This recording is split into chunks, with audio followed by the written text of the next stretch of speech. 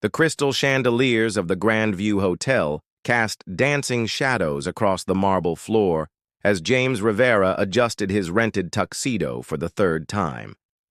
His palms were damp with nervous sweat, the small velvet box in his jacket pocket feeling like it weighed 1,000 pounds.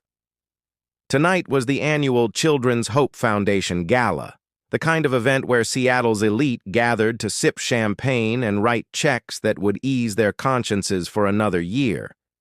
But James wasn't here for charity. He was here for her. Elena Castellano moved through the crowd like liquid gold, her emerald dress hugging every curve of her statuesque figure. Her raven-black hair was swept into an elegant updo, revealing the graceful line of her neck that had haunted James's dreams for months. She commanded attention without effort. Heads turned when she laughed, conversations paused when she spoke, and men stumbled over themselves to fetch her drinks. "She's magnificent, isn't she?" James murmured to himself, watching as Elena air-kissed another socialite, her perfectly glossed lips never quite touching the woman's cheek. James had met Elena 6 months ago when he'd been hired to design a small addition to her family's estate. While other architects had presented grandiose, expensive plans, James had listened. He'd understood that she wanted elegance, not ostentation. His design had been personal, intimate, a reflection of the woman he'd glimpsed beneath the designer gowns and practiced smiles. During those weeks of planning meetings, James had fallen completely, hopelessly in love. Elena had been different. When they were alone, softer, more thoughtful. She'd asked about his dreams, his family, even his favorite books. When she'd laughed at his jokes, really laughed, James had dared to believe that maybe, just maybe, she felt something too. The project had ended, but James couldn't let go. He'd found excuses to call, sent flowers, even shown up at her favorite coffee shop just hoping to catch a glimpse of her smile. His friends at the small architectural firm where he worked had warned him he was punching above his weight, but James had ignored them. Love didn't recognize class boundaries, did it? Tonight, he'd finally gathered the courage to tell her how he felt. The ring, a modest but beautiful solitaire that had cost him 3 months' salary, represented everything he had to offer: his heart, his future, his unwavering devotion. Elena was holding court near the silent auction table, surrounded by her usual entourage of admirers. James recognized most of them: tech moguls, real estate dynasties, old money families whose names graced hospital wings and university buildings. Among them, James felt like an imposter in his rental tuxedo and borrowed confidence. He approached slowly, his heart hammering against his ribs. "Elena," he said softly, waiting for a break in the conversation. She turned, and for a moment her practiced smile faltered with surprise. "James? What are you doing here?" The question stung more than it should have. "I wanted to see you. To talk to you." He glanced at her audience of admirers, some already looking annoyed at the interruption. "Privately, if possible." Elena's eyes flickered with something: annoyance? Embarrassment? "I'm rather busy tonight, James. This is important. Networking, this is important too." The words tumbled out before he could stop them. "Elena, I know this might seem sudden, but I've been thinking about us, about what we could be together." His hand moved instinctively to the ring box. "I love you.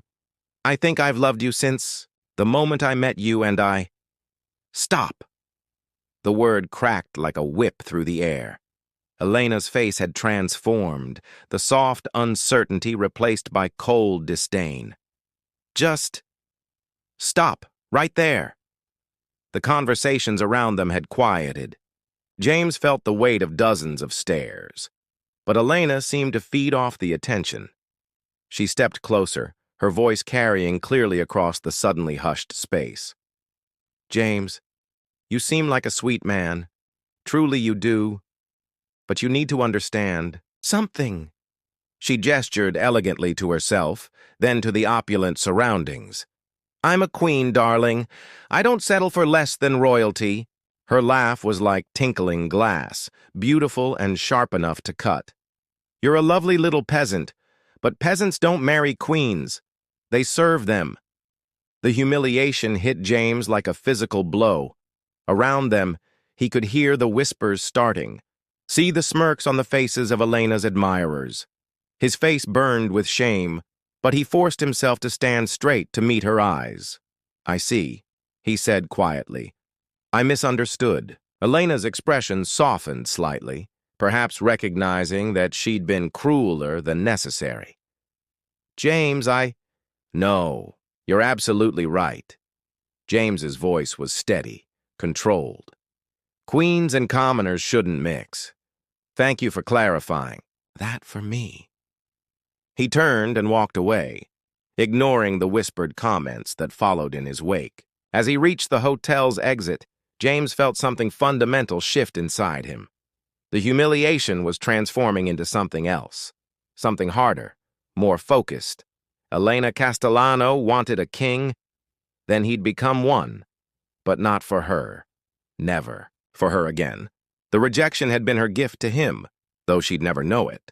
As the cool Seattle night air hit his face, James Rivera began to plan his transformation. The peasant was dead. Long live the king. 5 years had transformed James Rivera from a dreamer into a predator of the business world. The modest apartment he'd once called home had been replaced by a stunning penthouse overlooking Elliott Bay, its floor-to-ceiling windows offering a view that money couldn't buy. Only power could. Rivera Architectural Innovations had become the most sought after. Firm on the West Coast. What had started as James pouring every ounce of his heartbreak into revolutionary designs had evolved into an empire. His buildings didn't just house people, they redefined skylines, won international awards, and made other architects weep with envy. The Vancouver project needs your final approval, Isabella Martinez said, sliding the contracts across his mahogany desk. Her fingers lingered for a moment on his hand, a touch that sent familiar electricity through his veins. Isabella had been his salvation and his weapon.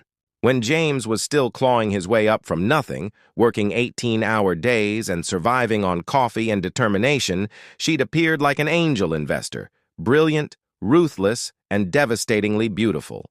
Her family's connections in international real estate had opened doors that James's talent alone never could have breached. But it wasn't just business between them anymore. The Martinez name carries weight, she'd told him during their first meeting 3 years ago, her accent wrapping around the words like silk. But your vision, that's what will make us unstoppable. She'd been right. Together, they'd created something magnificent. Now, as the Seattle rain painted patterns on the windows of his office, James watched Isabella move with the fluid grace of a woman who owned her power. Her tailored suit hugged her curves perfectly, and when she leaned over to point out a detail in the contracts, her perfume, something exotic and expensive, made his pulse quicken. "You're not listening," she murmured, her lips curving into a knowing smile. "Your mind is elsewhere tonight." James stood, moving around the desk until he was close enough to touch her. "It's this gala tomorrow night. The Children's Hope Foundation." Isabella's eyes darkened with understanding. She knew about Elena. Not everything, but enough. "The same one from 5 years ago?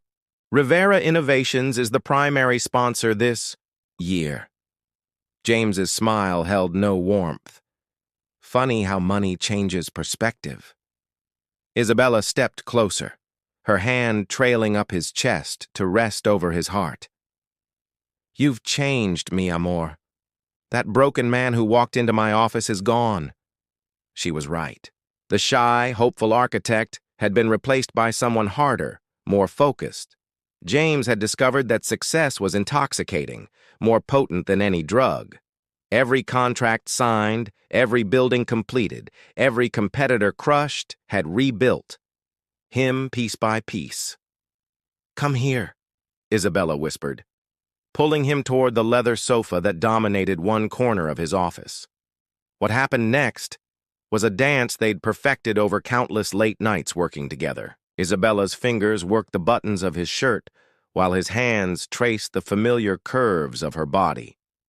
When she kissed him, it was with the passion of a woman who understood power, who shared his hunger for more. "You are magnificent," she breathed against his neck as they moved together on the soft leather, the city lights painting patterns across their entwined bodies. Let her see what she lost. Let her see what a real queen looks like. Their lovemaking was intense, fueled by shared ambition and genuine desire. Isabella matched his passion with her own, their bodies communicating what words couldn't express. This wasn't the desperate, pleading love he'd offered Elena. This was partnership, equality, two predators recognizing each other's strength. Afterward, as Isabella traced lazy circles on his chest, James stared out at the city he was slowly conquering. Somewhere out there, Elena Castellano was living her small, self-important life, unaware that the peasant she'd dismissed had become everything she claimed to want. "Tomorrow night," he said softly, "everything changes." Isabella lifted her head, studying his face with those sharp, intelligent eyes. "Revenge, James? Or closure?" James smiled, and for the first time in years it reached his eyes. "With you beside me?" "Both." The peasant was indeed dead. In his place stood a king, but not the kind Elena would ever be able to claim. Elena Castellano stared at her reflection in the vanity mirror, fighting the growing panic that had become her constant companion. At 32, she was still beautiful. Her skin remained flawless, her figure enviable. But something indefinable had changed. The spark that had once made her the center of every room was dimming, replaced by a desperate edge that no amount of designer makeup could hide. Her trust fund was dwindling. The family estate needed expensive repairs she couldn't afford. Worse, her social circle was slowly abandoning her for younger, fresher faces. The queen was losing her kingdom, one desertion at a time. That's when she'd seen the article in Seattle Magazine, "Rivera Architectural Innovations, the company reshaping America's skylines." The photograph had stopped her cold. James Rivera, looking devastatingly handsome in a perfectly tailored suit, standing before one of his award-winning buildings. The shy, hopeful man she'd humiliated 5 years ago had been replaced by someone magnetic, powerful, untouchable. The article detailed his meteoric rise, his partnership with the influential Martinez family, his estimated net worth that made Elena's inheritance look like pocket change. Most shocking of all, Rivera Innovations was sponsoring tonight's Children's Hope Foundation Gala, the same event where she'd destroyed him. Now, as Elena stepped into the same Grandview Hotel ballroom, she felt like an actress returning to a stage where she'd once delivered her greatest performance and her greatest mistake. The transformation was immediately apparent. Where 5 years ago the event had felt intimate, exclusive, tonight it pulsed with different energy. The Rivera Innovations logo was everywhere, elegant and understated but impossible to ignore. The guest list had evolved too. Tech royalty mingled with old money. International investors chatted with local politicians. This wasn't just Seattle society anymore. This was a gathering of true power players. Elena moved through the crowd with practiced grace, but she felt like a ghost, haunting her former life. Conversations died when she approached. Smiles became strained, and she realized with growing horror that she'd become exactly what she'd always mocked: irrelevant. Then she saw him. James Rivera stood near the main stage, and Elena's breath caught in her throat.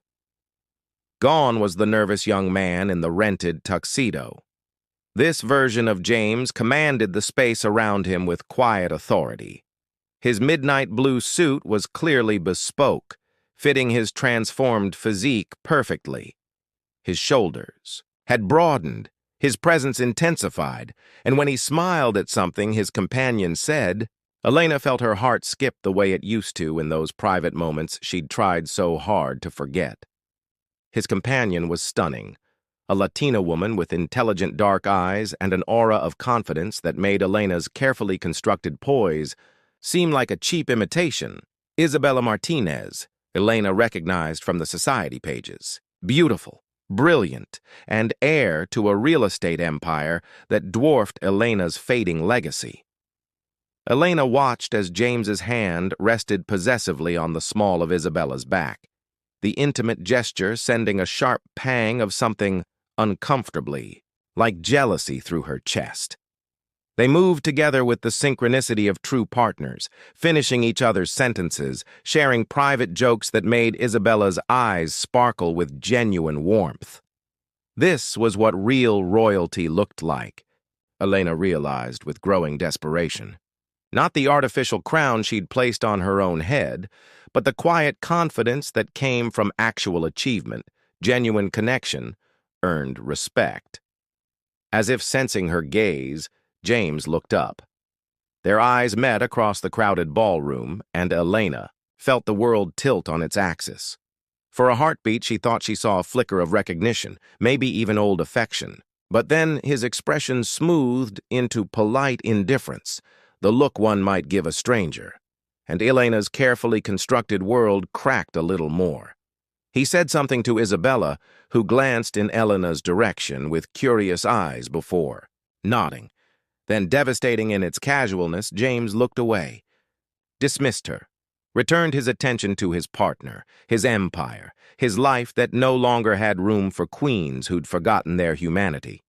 Elena spent the rest of the evening trying to position herself in James's path, hoping for a moment, a word, anything that might bridge the chasm her pride had created. But he moved through the night like a king in his own domain, always surrounded by important people, always just out of reach. When he took the stage to give the keynote address, about second chances and building from failure, his eyes swept the audience without pausing on her face. His speech was eloquent, inspiring, and when he mentioned how rejection had taught him the difference between settling and building something worthy, Elena felt each word like a physical blow. She'd wanted a king, and he'd become one. But he was, no longer hers to claim.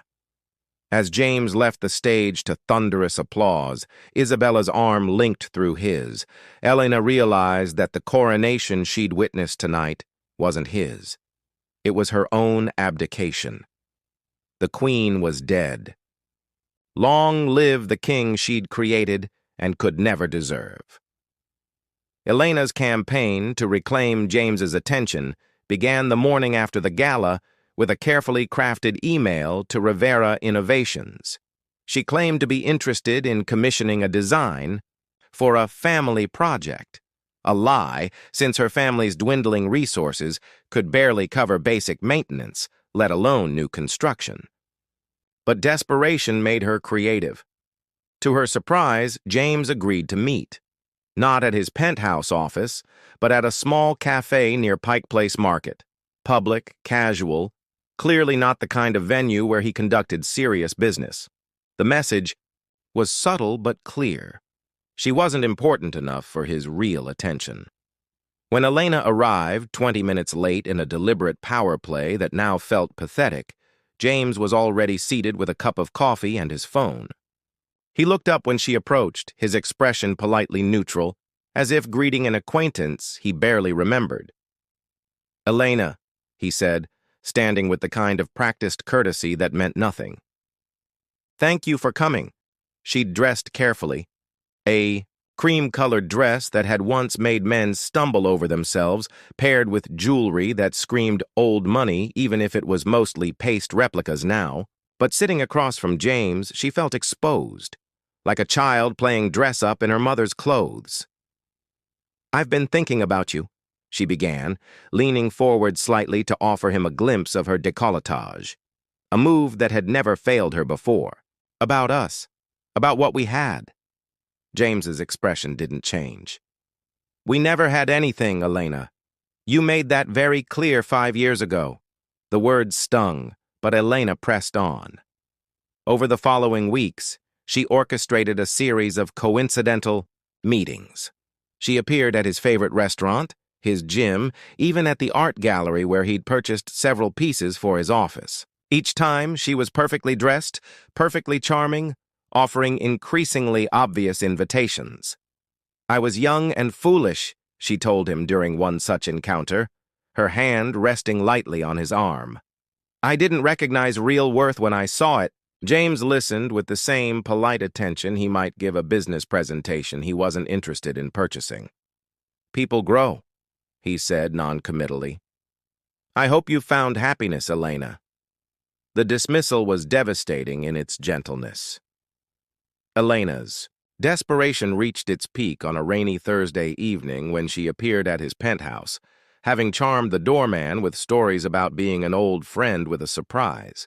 She'd worn her most daring dress, black silk that clung to every curve and left little to the imagination. James opened the door in casual clothes, jeans and a white button-down that somehow looked more expensive than most men's formal wear. Behind him, Elena could see the warm glow of his magnificent home, hear the soft jazz playing in the background. Elena, he said, clearly surprised. This is unexpected. I know you feel it too, she said, stepping closer. The connection we had, the way you used to look at me like I was everything beautiful in the world.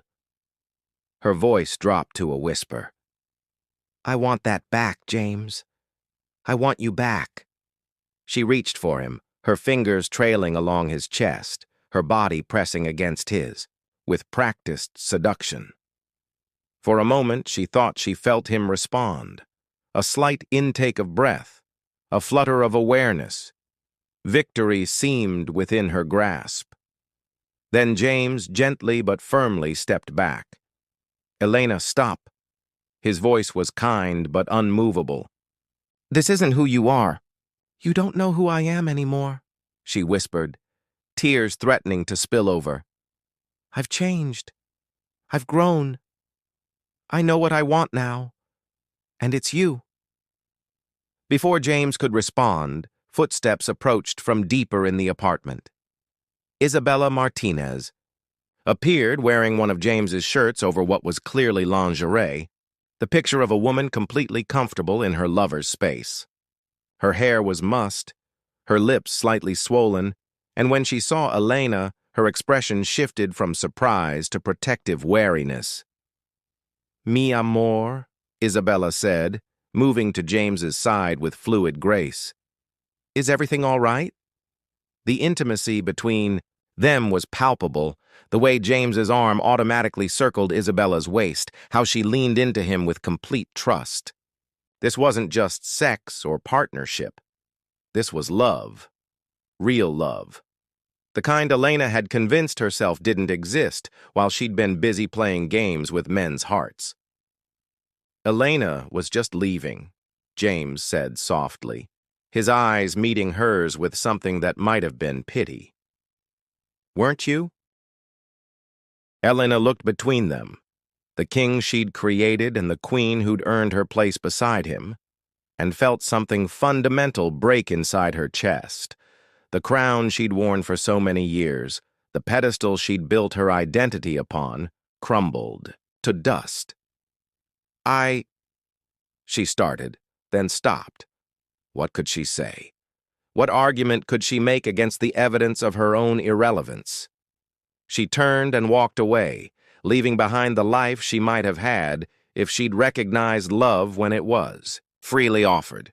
As the elevator doors closed, Elena caught a glimpse of James and Isabella, her head on his shoulder, his lips pressing a gentle kiss to her temple, two people who'd found in each other what Elena had spent her whole life claiming to want but never understanding. The peasant had become a king, but Elena was still learning how to stop being the villain in her own story. the launch party for Rivera Innovation's newest project, a revolutionary sustainable housing complex that would house thousands of Seattle's working families, was the social event of the year. The venue itself was a masterpiece, the building's rooftop garden, with the city skyline serving as a dramatic backdrop and Elliott Bay gleaming like scattered diamonds below. Elena stood at the edge of the crowd, watching James command the attention of mayors, governors, and tech moguls with the ease of someone born to power. She'd crashed the party, using her family name to slip past security one last time. Her dress, a desperate purchase that had drained her remaining credit, felt like costume jewelry against her skin. The irony wasn't lost on her. 5 years ago, she'd been the center of attention, while he'd been invisible. Tonight, he was the sun around which everyone orbited, and she was a ghost haunting the edges of a life she could have shared. Isabella stood beside James, radiant in emerald silk that complemented her dark beauty. When she laughed at something a senator said, her engagement ring caught the light, a stunning custom piece that probably cost more than Elena's car. The announcement had been in all the papers last month. The union of two business dynasties, two brilliant minds, two people who'd built an empire together. Elena had studied every photo, memorized every detail of their love story as reported by the society pages. College sweethearts reunited, they claimed, though Elena knew the truth was more complex. They'd found each other as adults, as equals, building something magnificent from shared ambition and genuine affection, the kind of partnership Elena had never understood how to create. As the evening wore on, Elena found herself drinking, too. Much champagne and watching James with the intensity of someone trying to memorize a face before it disappeared forever. When he finally broke away from his admirers and walked toward a quieter corner of the terrace, she followed. "James," she called softly. He turned, and for the first time in months, he looked genuinely surprised to see her. "Elena, I didn't realize you were here." She moved closer, aware that this might be her final chance. "I had to come. I had to see what you've built." She gestured to the magnificent celebration around them. "It's extraordinary. You're extraordinary." James studied her with those dark eyes that had once looked at her with such adoration. "Thank you. I need you to know," Elena began, her voice trembling despite her efforts to control it. "I need you to understand that I know what I lost." "What?" "I threw away. You offered me everything, and I was too proud, too blind, too stupid to see it."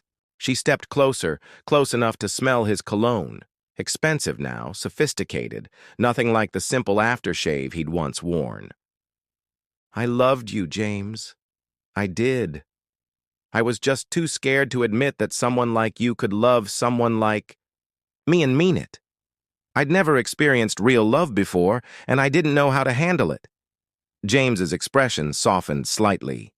"Elena, no, let me finish, please." Tears were flowing freely now, years of regret and recognition spilling over. "You became everything I claimed to want, everything I said I deserved. But the truth is, I never deserved you. Not then, not now. I was never the queen I pretended to be." She reached into her purse and pulled out a small box, the engagement ring he'd tried to give her 5 years ago. Somehow, she'd ended up with it after that horrible night, and she'd kept it all these years like a talisman of her greatest mistake. "This belongs to you," she said, pressing it into his hands. "I should have given it back long ago." James looked down at the ring, then back at her. For a moment, Elena thought she saw a flicker of the old James, the gentle, hopeful man who'd believed in fairy tales and happy endings. "I'm sorry," she whispered, "for everything, for hurting you, for wasting what we could have had, for taking so long to understand what you were offering me." James was quiet for a long moment, turning the ring box over in his hands. When he looked up, his smile was gentle, free of the polite distance he'd maintained for months. "Thank you, Elena," he said simply. For the rejection. For teaching me that queens and commoners shouldn't mix. You were absolutely right about that. The words were her own, thrown back at her with perfect precision, but there was no cruelty in them.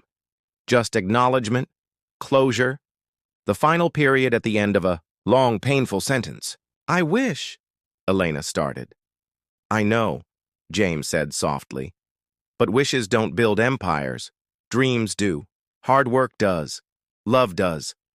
He glanced toward Isabella, who was watching them from across the terrace with curious but unworried eyes. Real love, Elena, followed his gaze and felt something inside her finally, completely break. Not with pain, but with a strange kind of relief. The woman watching them wasn't threatened by Elena's presence because she had nothing to fear. Isabella was everything.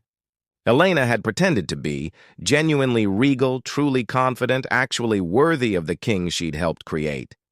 She's perfect for you, Elena said, and meant it. Yes, James agreed. She is. He started to walk away, then turned back one last time. Elena, find someone who sees you the way I once did. Everyone deserves that kind of love. As James walked back to Isabella, who welcomed him with a radiant smile and a kiss that spoke of coming home, Elena watched the final act of her own tragedy play out. The king and queen stood together against the Seattle skyline, surrounded by their empire, their friends, their future. And Elena Castellano, who'd once worn an imaginary crown, finally understood what royalty actually looked like. She left the party quietly, disappearing into the night, like the ghost she'd become. The real queen didn't need to acknowledge her departure. Isabella was too busy being loved by a man who'd learned the difference between settling and soaring. The crown had never fit Elena anyway. It was always meant for someone else.